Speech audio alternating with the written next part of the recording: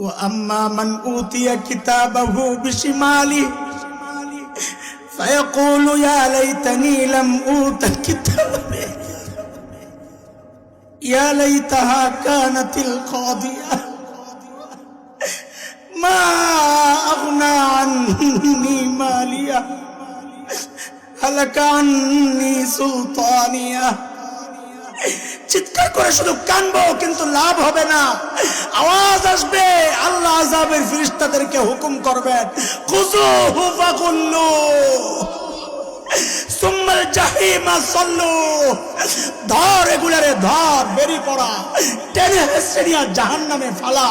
বলে কেমনে বানবে? আল্লাহ পরে বলতেছেন সুম্মা ফি সিলসিলাতিন যারউহা ৭০ যিরাআন ফাসলুকু। ৭০ গজ লম্বা শেকল দিয়ে পেঁচায়া টানা হবে। হযরত আব্দুল্লাহ ইবনে আব্বাস বলেন রাদিয়াল্লাহু আনহুমা, হযরত আব্দুল্লাহ ইবনে আব্বাস বলেন ওই শেকল দিয়ে কেমনে পেঁচাবে? বলে শেকলের মাথাটা নাকের ছিদ্র দিয়া ঢুকায়া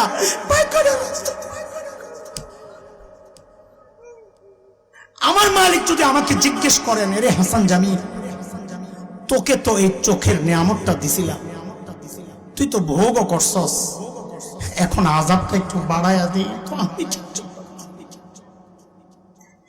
তোকে তো জবানের নিয়ামত দিছিলাম, তুই তো ভোগও করছস, এখন আযাবটা একটু বাড়ায়া দিই তো আমি কি জবাব দিব? ও যুবক, তুমি কি জবাব দিবা?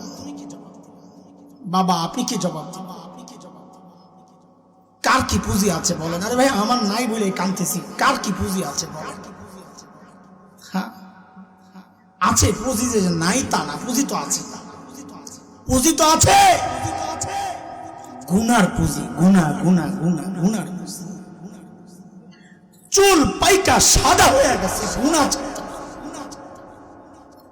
দাড়ি পাইকা সাদা হয়ে গেছে গুনাহ। জিজ্ঞেস করি ছাড়বেন কবে?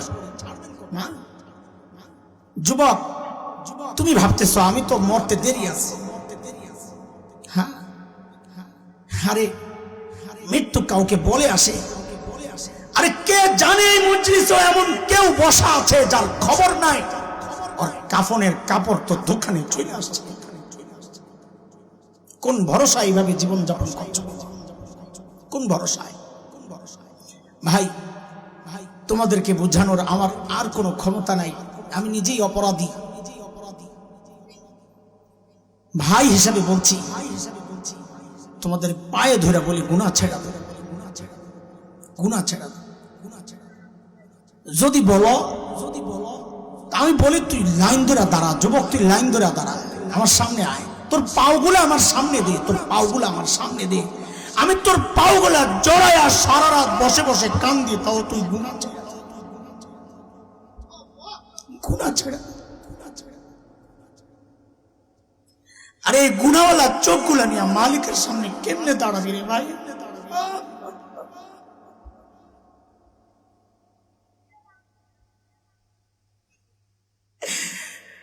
এই গুনাহওয়ালা জবানটা নিয়ে মালিকের সামনে কেমনে দাঁড়াবে? এই গুনাহওয়ালা হাত পাও নিয়ে মালিকের সামনে কেমনে দাঁড়াবে? যদি না বাম হাতে আমল নামা চলে আসে তো জবাব কি? কি জবাব?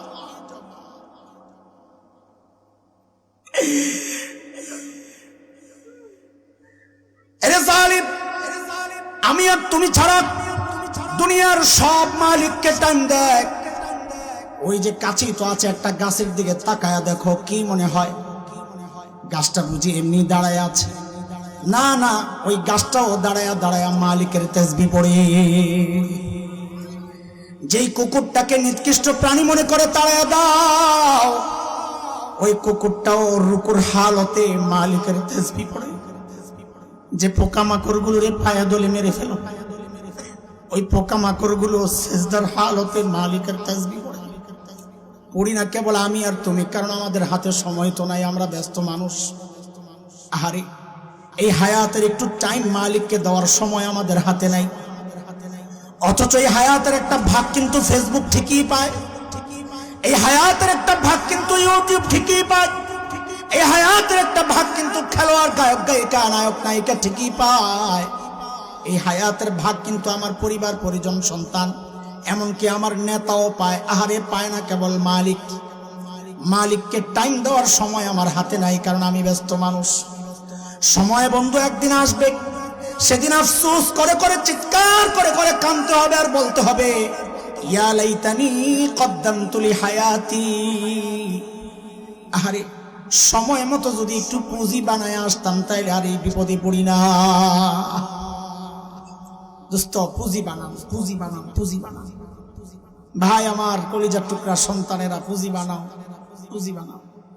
আচ্ছা পুঁজির একটা ছোট্ট উদাহরণ দেই, তাইলে বুঝতে সহজ হবে। গত বছর এই ঘটনাটা আমি গত বছর জেনেছি। এত বলেছি আমি যে আমার মনে হয় আমার জীবনে কোনো ঘটনা এতবার আমি বলি নাই, রিপিট করি নাই।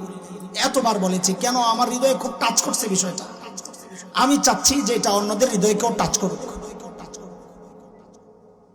আমার মাদ্রাসার এক শিক্ষক একদিন আমাকে ডাক দিয়ে আমার অফিসেই বলে, ভাই আপনার একটা ভিডিও দেখাই। দেখেন তার মোবাইলে একটা ভিডিও, কোন এক আরব দেশের, কোন দেশ আমার জানা নাই, কোন এক আরব দেশের এক টেলিভিশনের সাক্ষাৎকার প্রোগ্রাম। একটা ছোট্ট বাচ্চার ইন্টারভিউ নিচ্ছে একজন। বাচ্চাটার বয়স বড় জোর 13-14 হবে। বাচ্চাটা অন্ধ। অন্ধ হচ্ছে কোন অন্ধ, তার চোখ ভেতরে গর্তের মতো, আরবিতে বলে মাতফুফুল আইন, একদম ভিতরে ডাবা ডাবা। উপস্থাপক বাচ্চাটাকে জিজ্ঞেস করতেছে, আচ্ছা তোমার যে এই চোখের নিয়ামতটা নাই, তুমি কি আল্লাহর কাছে এটা বলো, ও আল্লাহ আমাকে নিয়ামত ফেরত দাও, এটা চাও তুমি? বাচ্চাটা ভাবলে সিন জবাব দিয়ে দিল যে না, আমি এই নিয়ামত ফেরত চাই না। আমি তো তার জবাব শুনে অবাক হয়ে গেছি। আরে বলে কি? আমি তো অবাক হয়ে গেছি, ভাবছি বয়স কম, ম্যাচুরিটি আসে নাই, এই জন্য চোখের নিয়ামত এর মর্যাদা সে বুঝে নাই, এই জন্য বলেছে আমি এই নিয়ামত ফেরত চাই না। তা আমি তো ভিডিও দেখে অবাক হয়েছি, যিনি সামনাসামনি উপস্থাপক, ঘোষক, সঞ্চালক, সে তো আরো বেশি অবাক হওয়ার কথা, তাই না? তো তিনি অনেক বেশি অবাক হয়ে জিজ্ঞেস করলেন, লিমাযা, আরে কেন তুমি এই নিয়ামত ফেরত চাও না? কেমন কথা? আরে বাচ্চাটার জবাবটা শুই না আমি বুঝছি, আরে বোকা তো আমি, অত বোকা না, বোকা তো দেখি আমি। আল্লাহকে হাজির নাজির রেখে বলছি, ওই সময়ের অবস্থা, ওর জবাবটা শুই না আমি সাথে সাথে কান্না করে দিচ্ছি। আরে বললো কি, বললো কি এটা? উপস্থাপক যখন জিজ্ঞেস করলো, এই চোখের নিয়ামত কি তুমি ফেরত চাও আল্লাহর কাছে? ও বলে চাই না। কেন চাও না? ও বলে কি জানেন, আহা কি পুঁজি বানাইছে দেখেন। ও বলে হাসরের মাঠে আমার মালিকের সামনে যখন আমি হাজির হব, যখন বিচার শুরু হবে, যখন আমার ডাক আসবে, ছোট্ট বাচ্চারা আবার কি ডাক, কিন্তু ওর অনুভূতিটা কত পবিত্র, কত উঁচা অনুভূতি দেখেন। বলে যখন আমার ডাক আসবে, আমি এই জন্যই দুনিয়ায় নিয়ামত ফেরত চাই নাই, যখন আমার ডাক আসবে তখন যেন আমি আমার মালিকের সামনে নত জানু হইয়া বলতে পারি, ও আমার মালিক, ও আমার মালিক, দুনিয়ায় তো তুমি আমার এই নিয়ামতটা দেও নাই, ওগো মালিক, এই উসিলাই কি আজকে আমার আযাবটা একটু কমায়া দেওয়া যায় না? আমি কাঁদতেছিলাম, ঠিক উল্টা চিন্তা করি, আহারে আমার যখন ডাক পড়বে, আমি যখন আমার মালিকের সামনে দাঁড়াবো, আমার মালিক যদি ঠিক উল্টা প্রশ্নটাই আমাকে করেন, তা আমি কি জবাব দেব? আমার মালিক যদি আমাকে জিজ্ঞেস করেন, এরে হাসান জামিল, তোকে তো এই চোখের নিয়ামতটা দিছিলাম, তুই তো ভোগও করছস, এখন আযাবটা একটু বাড়ায়া দি, তোকে তো জবানের নিয়ামত দিছিলাম, তুই তো ভোগও করছস, এখন আযাবটা একটু বাড়ায়া দি, তো আমি কি জবাব দিব? ও যুবক, তুমি কি জবাব দিব? বাবা আপনি কি জবাব দিব? কার কি পুঁজি আছে বলেন? আরে ভাই আমার নাই বলে কাঁদতেছি, কার কি পুঁজি আছে বলেন? হ্যাঁ আছে পুঁজি, যে নাই তা না, পুঁজি তো আছে, পুঁজি তো আছে, গুনার পুঁজি, গুনার পুঁজি। চুল পাইকা সাদা হয়ে গেছে গুনাহ ছাড়তে, দাড়ি পাইকা সাদা হয়ে গেছে গুনাহ ছাড়তে। জিজ্ঞেস করি ছাড়বেন কবে? না যুবক, তুমি ভাবতেছো আমি তো মরতে দেরি আছে। হ্যাঁ, আরে মৃত্যু কাউকে বলে আসে? আরে কে জানে এই মজলিসে এমন কেউ বসা আছে যার খবর নাই, আর কাফনের কাপড় তো দোকানে চলে আসছে। কোন ভরসা এইভাবে জীবন যাপন করছো? কোন ভরসায়? ভাই তোমাদেরকে বোঝানোর আমার আর কোনো ক্ষমতা নাই, আমি নিজেই অপরাধী। ভাই হিসাবে বলছি, তোমাদের পায়ে ধরে বলি গুনাহ ছেড়ে দাও, গুনাহ ছেড়ে দাও। যদি বলো আমি বলি তুই লাইন ধরে দাঁড়া, যুবক তুই লাইন ধরে দাঁড়া, আমার সামনে আয়, তোর পাওগুলো আমার সামনে দে, তোর পাওগুলো আমার সামনে দে, আমি তোর পাওগুলা জড়াইয়া সারা রাত বসে বসে কান দিয়ে, তাও তুই গুনাহ ছেড়ে দাও, গুনাহ ছেড়ে দাও। আরে এই গুনাহওয়ালা চোখগুলা নিয়ে মালিকের সামনে কেমনে দাঁড়াবি রে ভাই?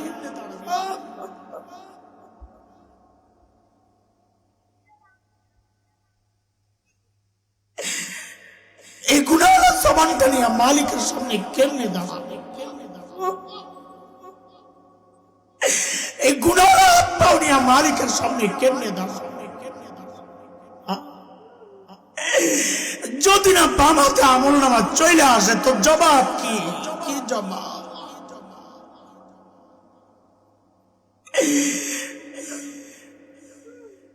وأما من أوتي كتابه بشماله فيقول يا ليتني لم أوت كتابي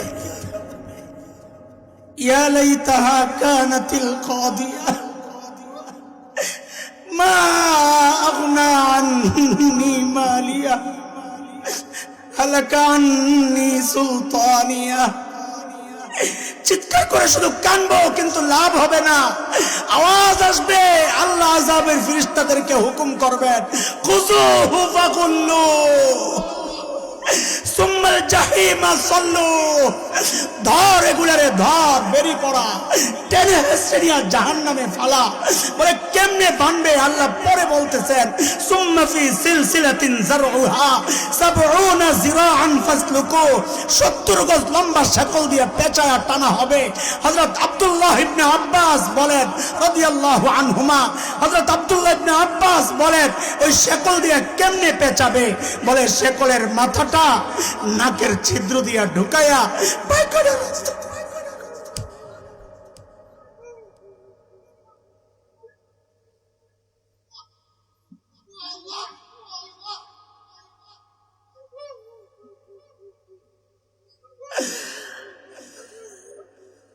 আয় মালিক,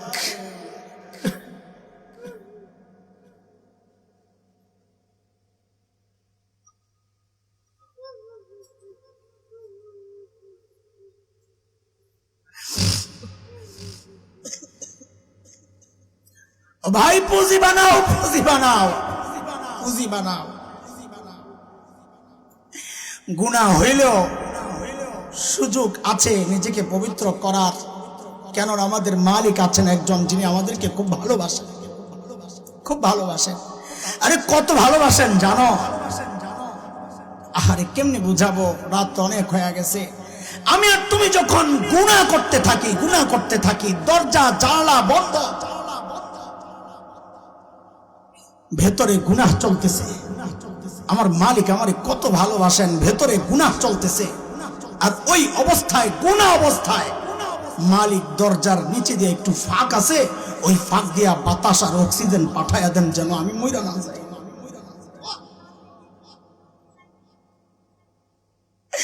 ওই মালিকের নাফরমানি আর কত কাল বলো দোস্ত?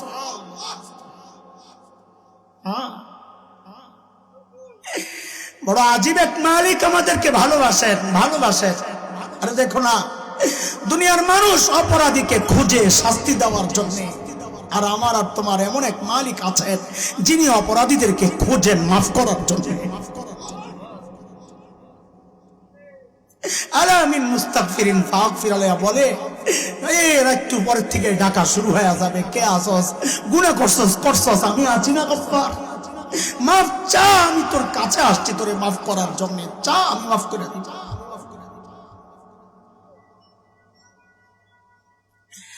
দোস্ত, হযরত সাঈদ ইবনে আমির আল জুমাহির ঘটনা অনেক লম্বা, আমি সেই দিকে গেলে সব হারায়া যাবে। আমি বুঝাইতে চাইছিলাম মানুষগুলো ছিল কি হইল কি, মনে আছেনি কথা? চলেন আমাদের দ্বিতীয় উদাহরণের দিকে আমরা একটু সংক্ষেপে চলে যাই, অল্প সময় নিব, শেষ করে দিব ইনশাআল্লাহ। আচ্ছা, এই যে পরিবর্তনগুলো মানুষগুলো ছিল সবচাইতে খারাপ হয়ে গেল সবচাইতে ভালো, বলেন আপনারা কিসের ছোঁয়ায়? কথা বলেন, কথা বলেন, তাড়াতাড়ি শেষ করবো, কথা বলেন কিসের ছোঁয়ায়? আমাদের জন্য বড় হতাশার কথা, সেই কোরআনকে আল্লাহ তাআলা আসমানে উঠায়া নিছেন।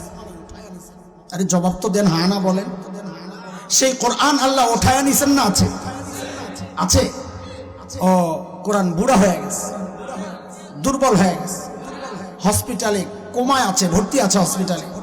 হ্যাঁ, আগের মতোই সুন্নাতাল্লাহিল্লাতী قد خلت من قبل ولن تجد لسنة الله تبديلا। আমার মালিক বলেন আমার সিস্টেমের কোনো হেরফের হয় না, কোরআন আগে যা ছিল এখনো তাই। আচ্ছা, যেই কোরআন সবচেয়ে খারাপ মানুষগুলোকে সবচেয়ে ভালো মানুষ বানায়া দিছে, ওই কোরআন বুঝি বাংলাদেশের মানুষ, ঢাকা, আমাদের এই মাদারীনগরের এই আমাদেরকে বুঝি কোরআন সবচেয়ে সেরা মানুষ বানাতে পারে না? পারে? পারে? কথা বলেন, পারে? যদি পারে, আমি আপনাদের কাছে দুইটা কথা জানতে চাই, খুব দ্রুত উত্তর দিবেন, আমাকে শেষ করতে হবে। দুইটা কথা। এক হচ্ছে, এখানে আমরা যারা আছি এতক্ষণ কি বুঝলাম? যে কোরআন একমাত্র মাধ্যম, যে মাধ্যম মানুষকে সর্বশ্রেষ্ঠ মানুষ বানায়। এই কথাই কি সবাই বিশ্বাস করেন? সবাই? সবাই কে কে করেন দেখে হাত উঠান, কে কে করেন? আল্লাহু আকবার, হাত নামান, তাড়াতাড়ি নামান। একটা হাত তুলছেন, কোথায় তুলছেন মনে রেখে, যে কোরআন একমাত্র মাধ্যম, যে মাধ্যম মানুষকে সর্বশ্রেষ্ঠ মানুষ বানায়।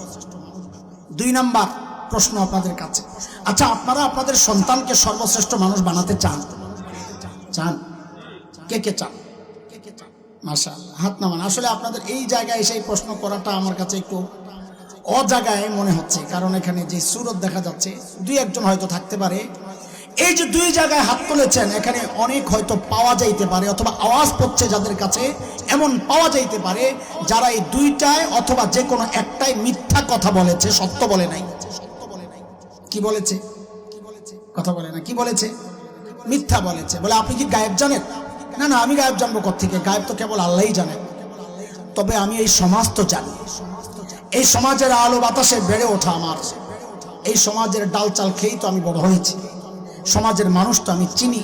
সেই চেনা আমার অভিজ্ঞতার জায়গা থেকে বলছি, অনেক আছি আমরা এখানে যারা মিথ্যা বলেছি। কেন মিথ্যা বলেছি আমি ধরাইয়া দিচ্ছি। আপনারা বলেন নাই কোরআন একমাত্র মাধ্যম, যে মাধ্যম মানুষকে সর্বশ্রেষ্ঠ মানুষ বানায়? বলেছেন? বলেছিলেন? আচ্ছা, তাইলে এটাও কি বলেছিলেন আপনি আপনার সন্তানকে সর্বশ্রেষ্ঠ মানুষ বানাতে চান? বলেছিলেন? তাহলে আপনার কাছে আমার জানতে চাওয়া, আপনি না বললেন সবচেয়ে সেরা মানুষ একমাত্র মাধ্যম হচ্ছে কোরআন বানায়, আবার আপনি আপনার সন্তানকে শ্রেষ্ঠ মানুষ বানাতে চান, তাইলে আমি আপনার কাছে জানতে চাই, সর্বশ্রেষ্ঠত্ব বানায় কোরআন, আপনি নিজে বলেছেন, তো সন্তানকে শ্রেষ্ঠ বানাতে চাইলে কোরআনের প্রতিষ্ঠান, এই যে তাহফিজ লিল কোরআন, এই সমস্ত প্রতিষ্ঠানে না পাঠাই আপনি পাঠাইলেন কোথায়? তার মানে আপনি মিথ্যা বলতেছেন, আপনি আপনার সন্তানকে সর্বশ্রেষ্ঠ মানুষ বানাতে চান না, অথবা কোরআন যে একমাত্র মাধ্যম, যে মাধ্যম মানুষকে সর্বশ্রেষ্ঠ মানুষ বানায়, এটা আপনি স্বীকার করেন না। যে কোনো একটাই তো আপনি মিথ্যা বলেন। কথা ঠিক কিনা? এই যে কাজটা করছেন, ঠকছেন না জিতছেন? এটা আফসোসের কথা না, হতাশার কথা। ওইটাই আপনাদেরকে বুঝাইছিলাম। আহারে করলাম কি, কেন আফসোস? আমাকে দিয়ে আমি বুঝাই, আমি ছোট মানুষ, আমাকে যে আমার বাবা মা দিন শিখাইছেন, আমি ঠকছি না ওনারা ঠকছেন? বলেন, আমি ঠকছি, আমারে ঠকাইছেন না ওনারা ঠকছেন? কেউ ঠকে নাই। অথচ আপনারা প্রতিনিয়ত ঠকে যাচ্ছেন। বলেন না, বলেন না মানে স্বীকার করেন না। আমরা জানি, আমরা জানি, স্বীকার করেন না। আমি দুইটা ছোট্ট উদাহরণ দিব বোঝানোর জন্য, শেষ করতেছি। দুইটা ছোট্ট উদাহরণ। কেন বলছি আপনারা নিজেও ঠকছেন, সন্তানকেও ঠকাচ্ছেন, কেন বলছি জানেন? আমরা মৌলবীরা বললে তো আপনাদের খুব একটা ভালো লাগে না। পত্রিকার রিপোর্ট, পত্রিকা আসছে, আমার কাছে কাটিং আছে পত্রিকায় আসছে, উচ্চ শিক্ষার হার যত বাড়ছে, সন্তানের সাথে মা বাবার দূরত্ব তত বাড়ছে। কথা মিথ্যা? আরেকটা উদাহরণ শোনেন।